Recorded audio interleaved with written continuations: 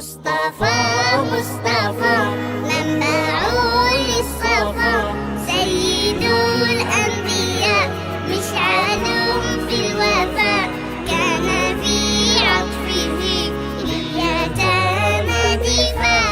مصطفى مصطفى منبع للصفا، سيد الأنبياء مشعل في الوفاء، كان في عطفه لليتامى دفاع.